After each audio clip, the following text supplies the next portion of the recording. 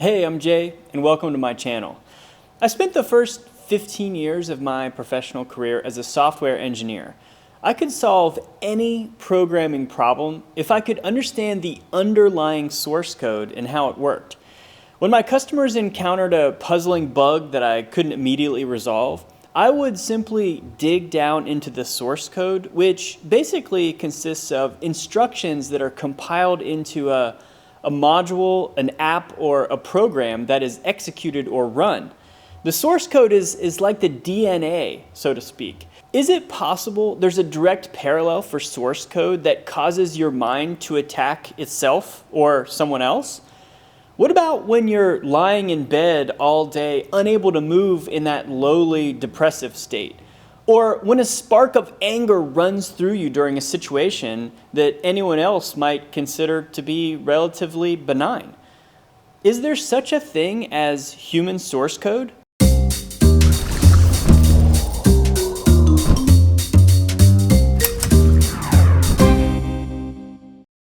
Although people are not computers, we certainly have something akin to source code that automatically gets executed or triggered when we perceive certain situations.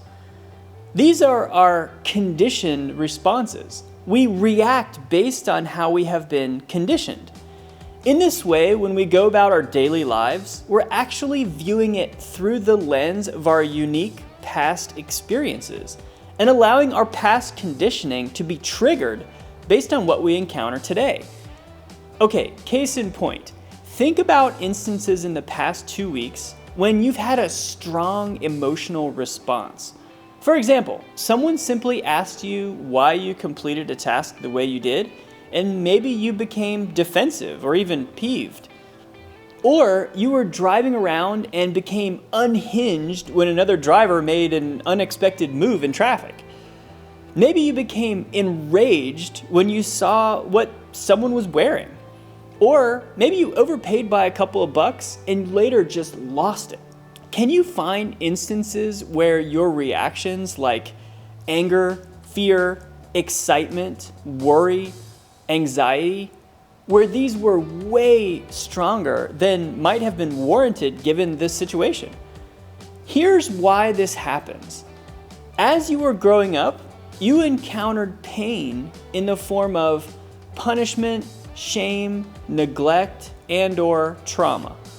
You also experienced pleasure in the form of attention, approval, accolades, gifts, freedom, or anything pleasurable to the senses like chocolate, vacations, bubble baths, shiny objects, or concerts. Based on the habituated pleasure-pain responses by others around you as you were growing up, you developed your own strategy for avoiding pain and seeking pleasure. Think about it this way. When you were growing up, you routinely felt pain when you fill in the blank here. And you routinely felt pleasure when you fill in the blank here. This is conditioning, and it leads you to behaving in automatic ways.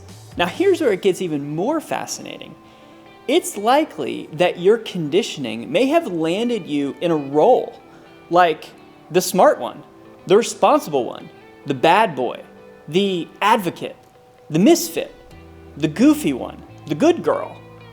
Which role did you learn to play?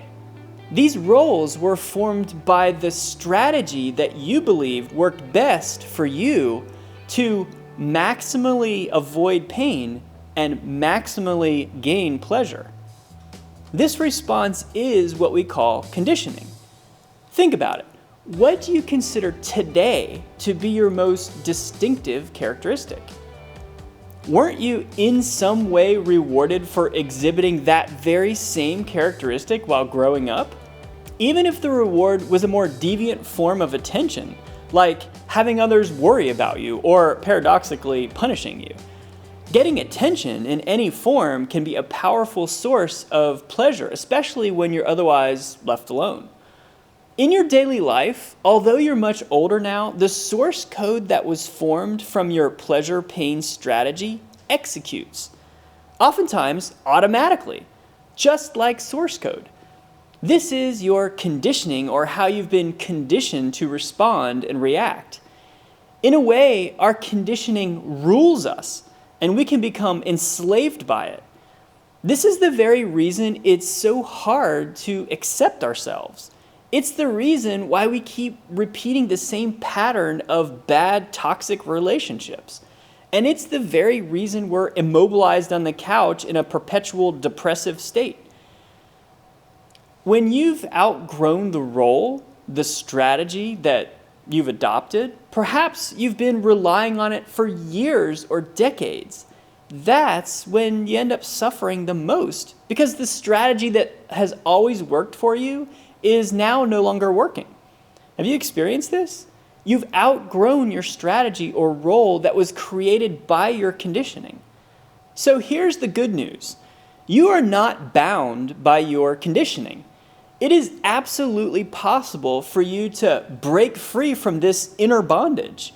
You can rewrite your own source code. You can operate outside of your past conditioning. Can you completely erase it? No. But with some awareness brain training, your reactions become more of a conscious choice rather than an immediate reaction. And this, my friends, is life-changing. In fact, much of this channel is dedicated to helping you understand this very phenomenon and break free from it. Thanks for watching. Subscribe to my channel for more videos on creativity, rising above, and personal transformation. I'll see you next time. I'm out.